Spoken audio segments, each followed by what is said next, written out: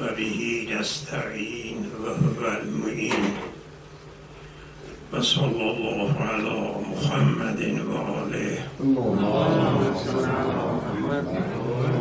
الطیبین الطاهرین و لعنت الله علی اعدائهم اجمعین.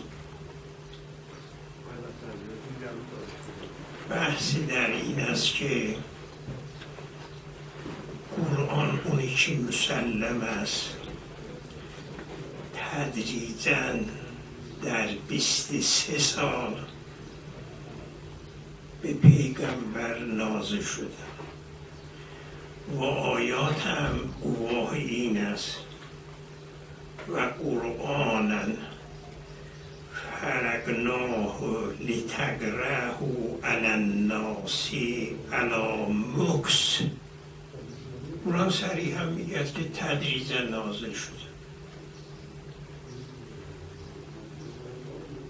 و آیات دیگر هم هست و مسلمات است. از اون ور هم آیاتی داریم که دلالت میکند قرآن در ماه رمضان نازل شده، در شب قدر نازل شده، در لیله مبارکه نازل شده. اون وقت فکیف توفیق چه کارش کنیم؟ از اون ور قرآن تدریجاً نازل شده و از این طرف که نگاه میکنیم قرآن به تمام نزلناه انا انزلناه در یک شب، در شب قدر، در لیله مبارکه. این بحث سابقه طولانی دارد. علامه در مواردی از تفسیرش به این مطلب توجه کردن. یه بحث مفصلی دارد در ذیل این آیه که چند روز قبل ما عنوان کردیم از اول ماه رمضان تا رسیدیم اینجا که شهر رمضان الذی انزل فیه القرآن، اینجا بحث کردم. یه بحثی هم در سوره قدر و متفرقات هم دارد. در جواب این شبهه و این مشکل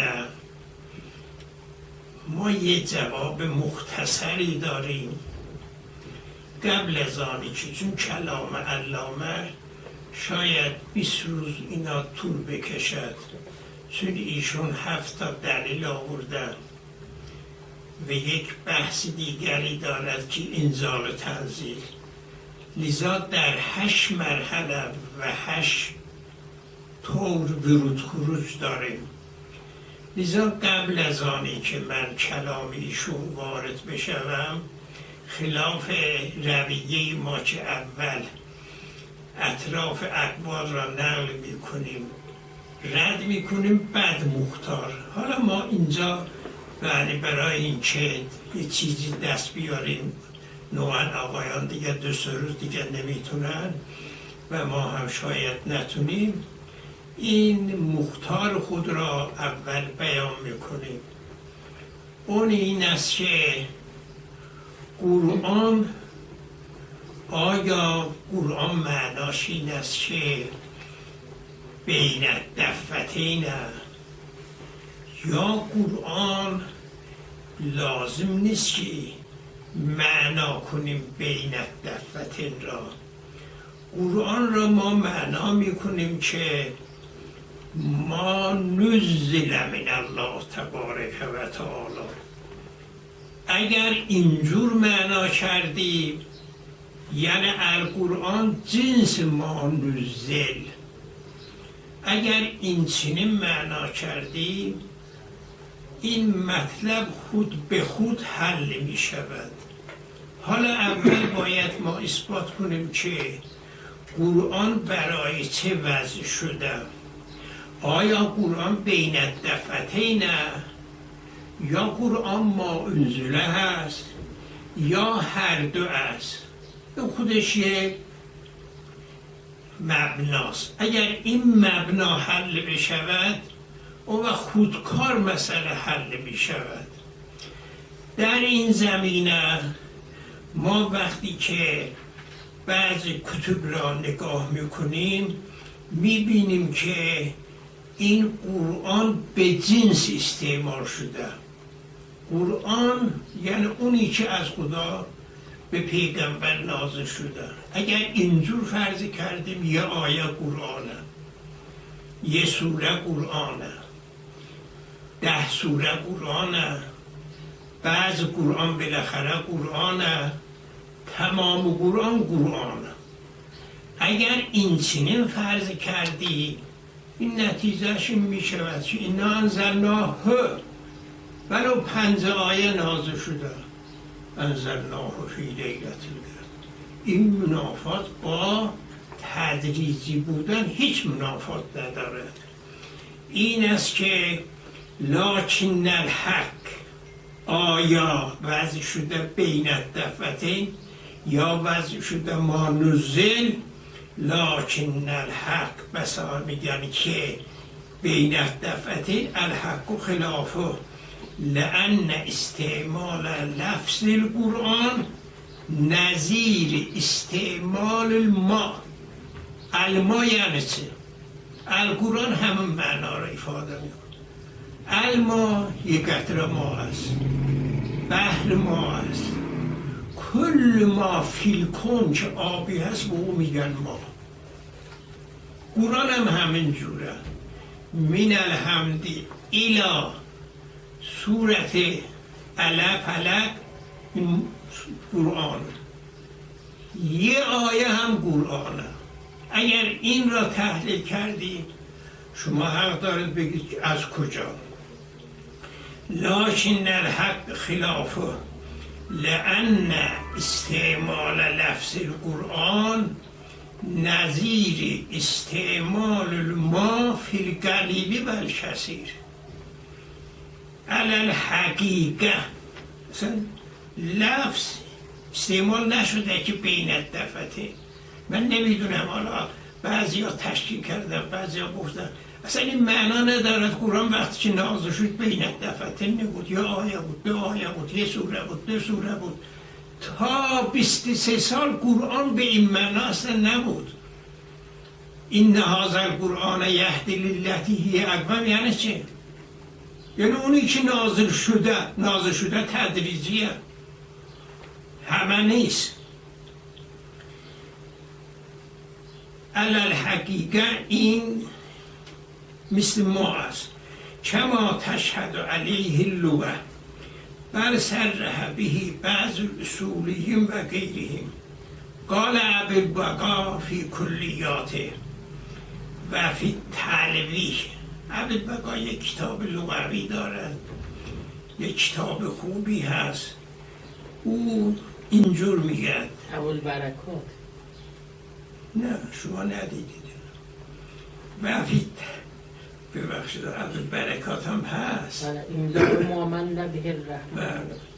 کلیات ابوالبقا اول میگه کل ما فی القرآن به نکاح و مستعمل فی العقد. آیا این کلیات ابوالبقا زیرش هم بحث‌هایی میکند با حروف تعجی تمام لغت را آوردن.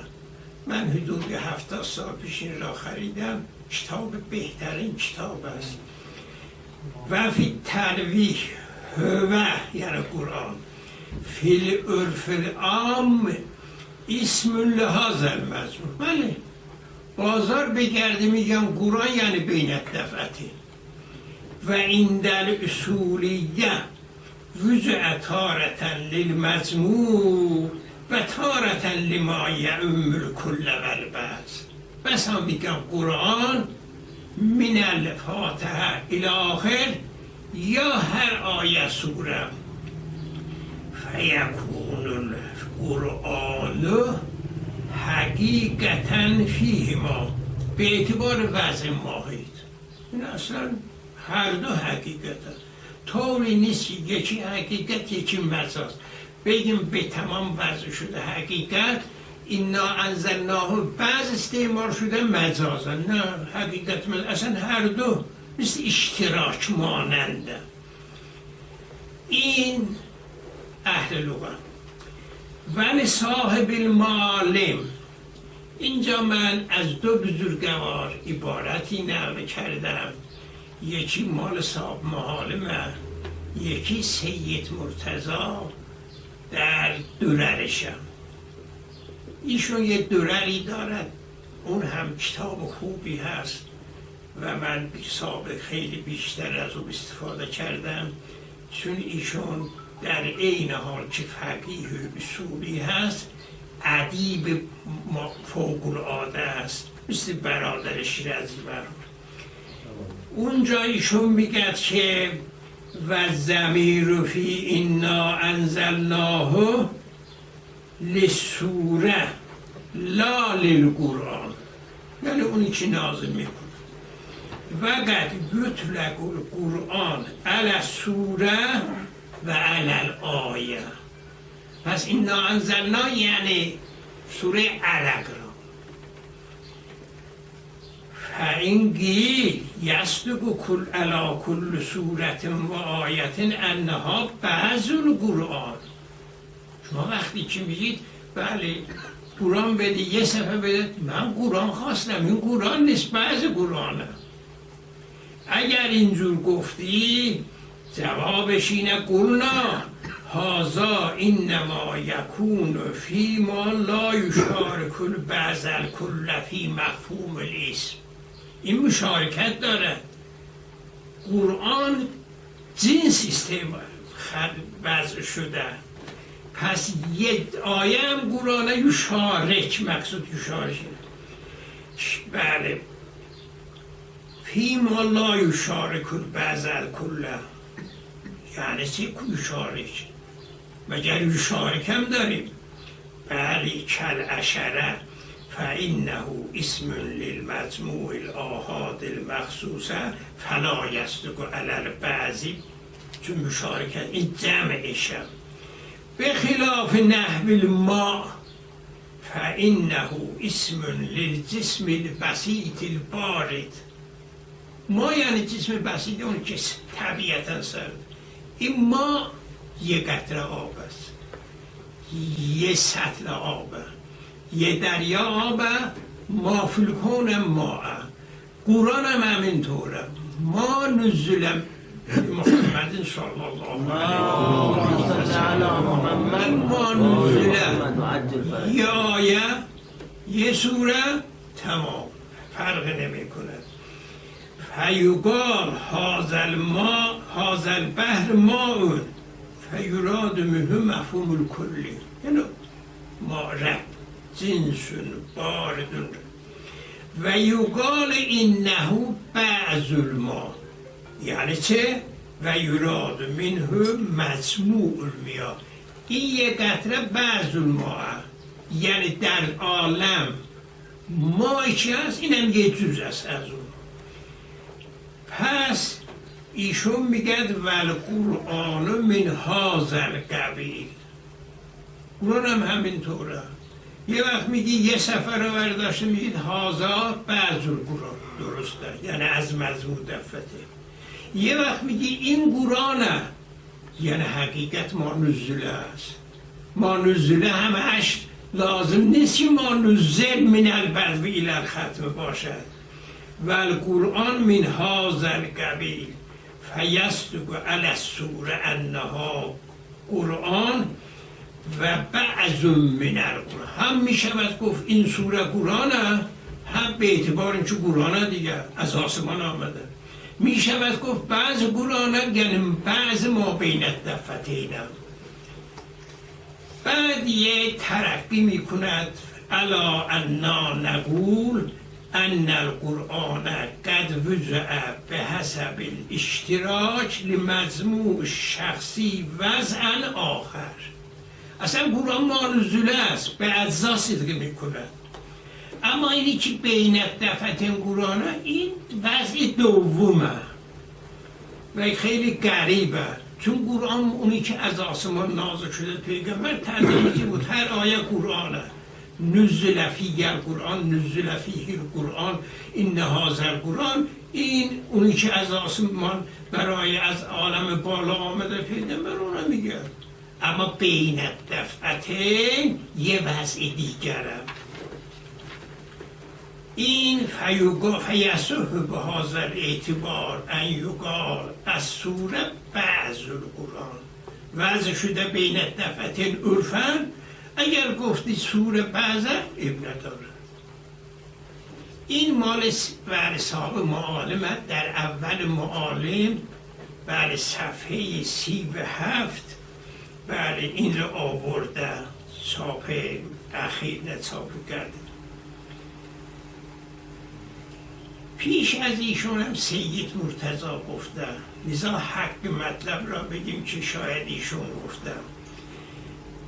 بله و ذکر سید فی درره نحوه حیث قال و الجواب الصحیح ان قوله تعالی القرآن فی هذا الموضع یعنی نازلناه فی لیلة القدر، یا این که میگه شهر رمضان الذی انزل فیه القرآن در ذیل این آورده ظاهرا لا یفید العموم و الاستقلال، نمیگه از اول تا آخر.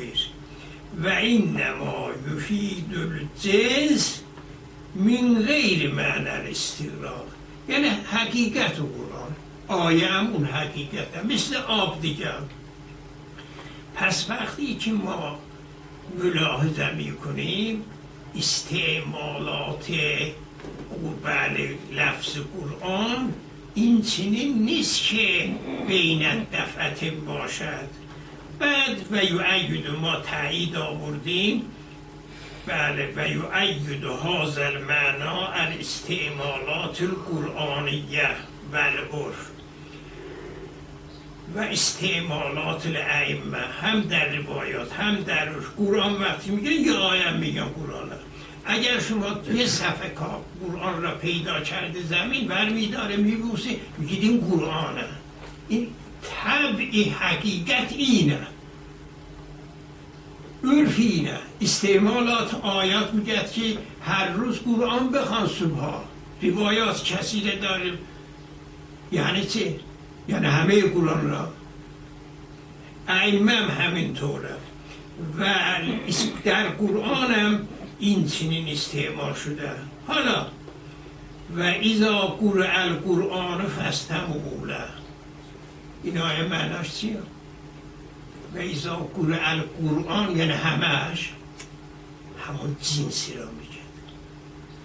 و اذا قرأت القرآن جعلنا بینک و بین الذین، این همون قرآنی که جنسه. و همینطور آیه شریفه که در سوره جن فقالوا انما سمعنا قرآنا عجبا یهدی، قرآن یعنی همون جنس. یه آیه دو آیه یه سفر. لذا آمدن قرآن را شنیدم برگشتم قومشون.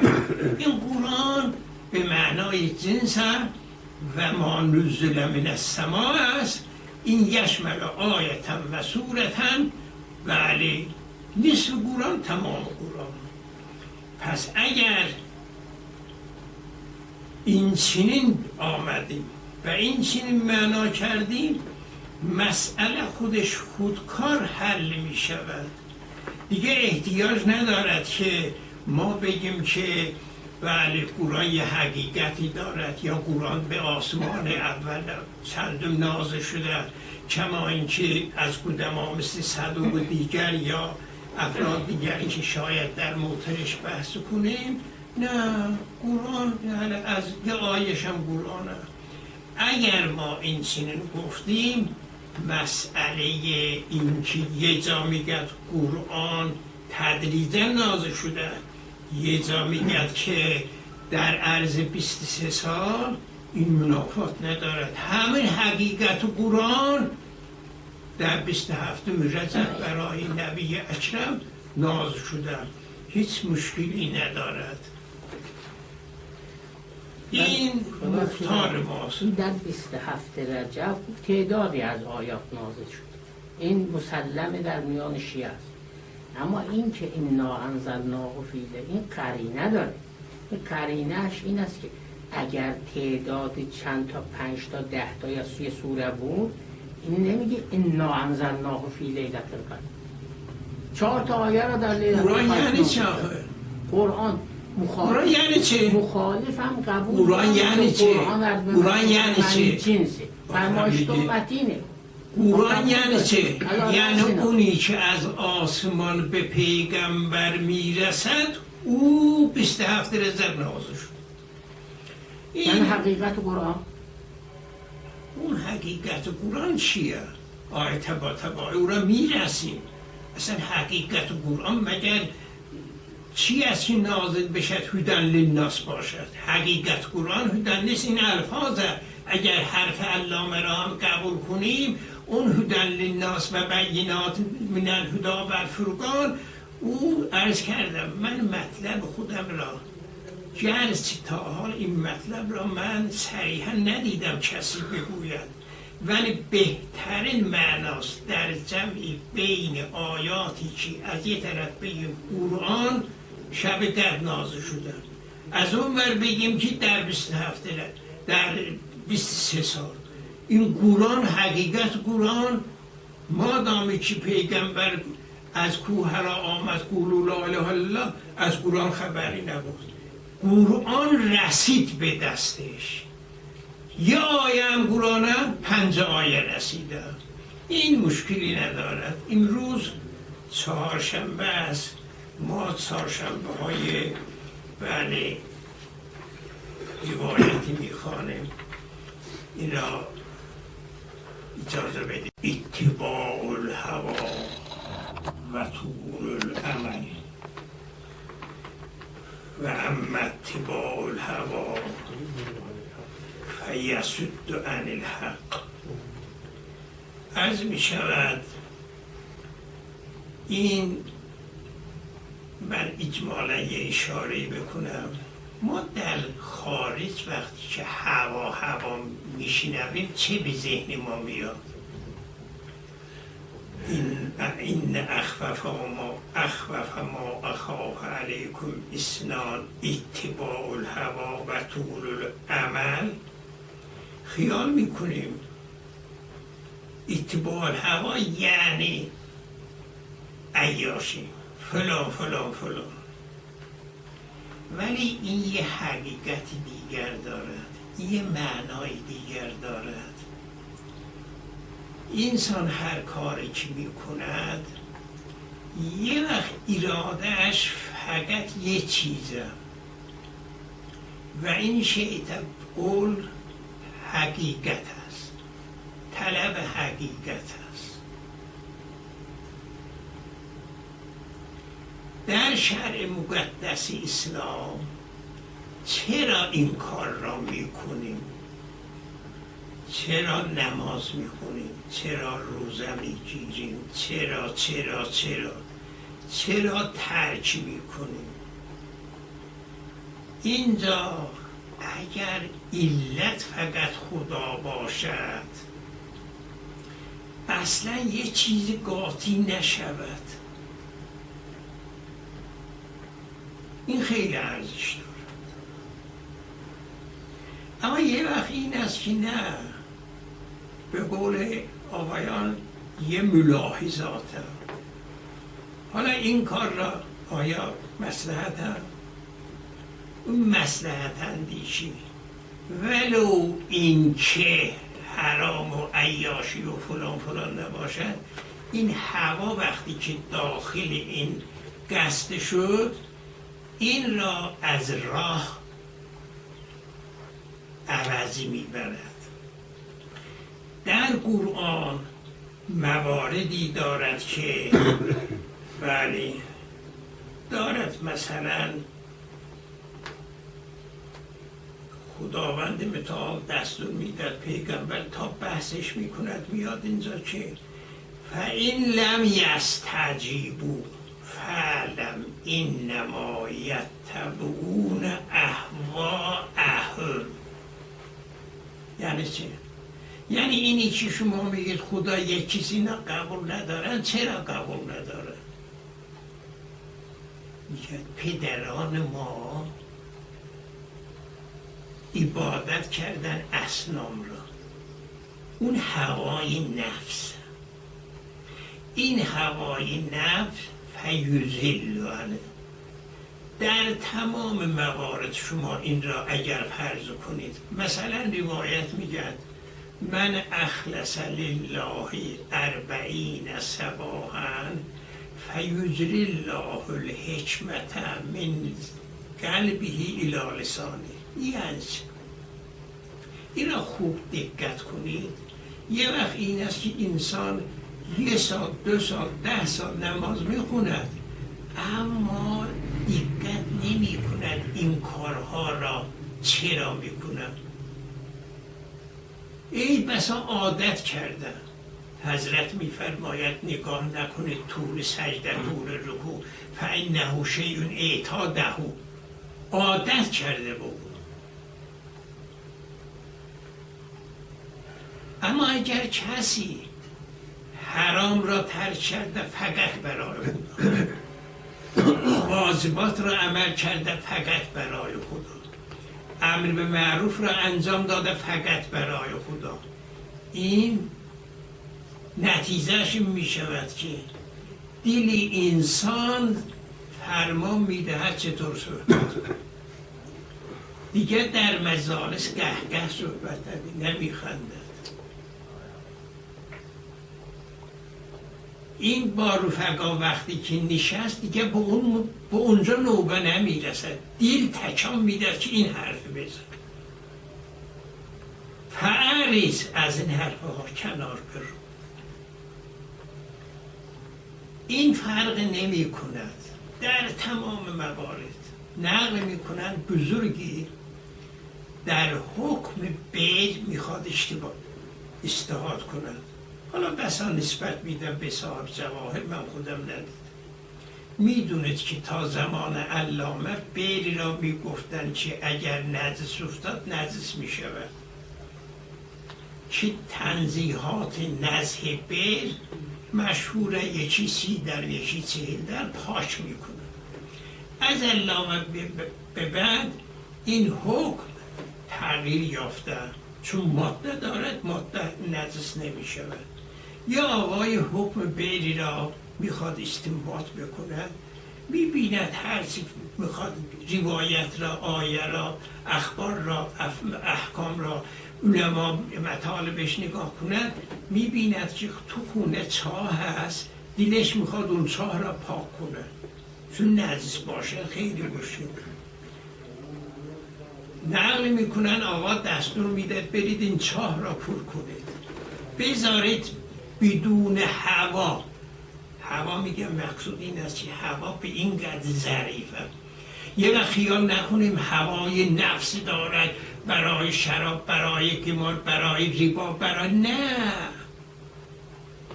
به قدری ظریف است شیک خفی صدقه میکنه. و همینطور در منبر، همینطور در نوشتار، همینطور.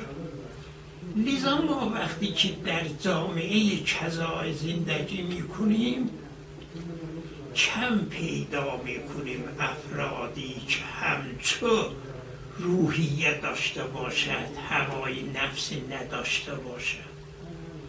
فقط باید سراغ ائمه رفت.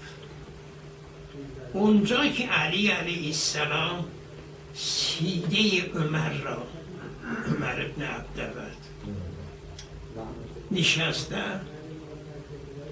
او خدو انداخت بر روی علی.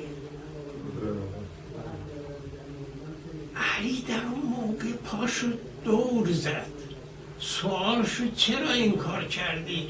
گفت اون موقع اگر زیپی می کردم اون غضب حکم می کرد، خواستم برای خدا. ببین من اخلص لله 40 صباح چیه ها، ما از خدا بخواهیم برای ما اخلاص بدن. اگر اخلاص داده میفهمیم کجا بریم، کجا بنشینیم، با کی صحبت بکنیم، چه کار بکنیم، درسی کی بریم، منبر کجا بریم، در فلان منبر بنشینیم، در فلان جا حرف بزنیم، فلان جا خفه کنیم خود ما را. من اخلصم. من داشتم این حرف را که این روایت را می نوشتم، ذهنم رفت و یطعمون الطعام علی حبه مسکینا و یتیما و اسیرا. اصلا قوقا می کند. اینا بی جهت معصوم نیستن، بی جهت به مقامی نرسیدن که کل عالم به اینها احتیاج داره. به این آسانی نیست. یطعمون مسکین دم در میزند، نون میخواد. اینا هم روزه گرفتن. حسنین، مولا علی، به قول فیزه و فاطمه سلام الله علیهم جمیعا، اینا هر کس سهم خودش را میبرد. اینا کار آسان نیست. خلیه بودن از هوا. من بودم میگفتم سهم یکی بدیم. اگر آدم خوب بودم، میفهمیدم، درک میکردم، عقل داشتم، شعوری داشتم، میگفتم که نصفش بدیم. اما مولا چه کار میکند خانوادش؟ همه میدن، گرسنه نمیخوابن. این کار آسان نیست. این همون هواست. و یطعمون الطعام علی حبه. این حبه میدونه چیه؟ یعنی هیچ چیز قاطی نبود. لذا اغیار میگن که منم انگشتری دادم، هی دادم به منم آیه نازل بشود. شما علی حبه نمیدید. در حال نماز فقط مولاست برای خدا انگشتش رو بدهد.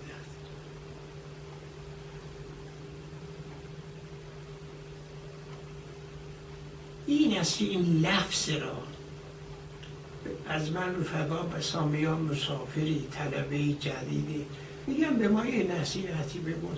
میگم اگر بتوانید در هر دو راهی خدا را حفظ کنی، برو طلبه بشو. یعنی چه؟ ما در هر آن 2 راه داریم جلو. هر حال شما خیال نکنید که اهدنا الصراط المستقیم یعنی معناش این است که صراط علیین یا این که مثلا حق و اینا. من خیال میکنم که اهدنا میگه فردا هم، یه ساعت دیگر هم، یه روز دیگر، یه ماه دیگر، یه سال دیگر، 10 سال دیگر، هر وقت به دوراهی رسیدم خدا صراط حق را به من نشان بده، به من هدایت کن. از خداوند متعال میخواهیم که ما را از هوای نفس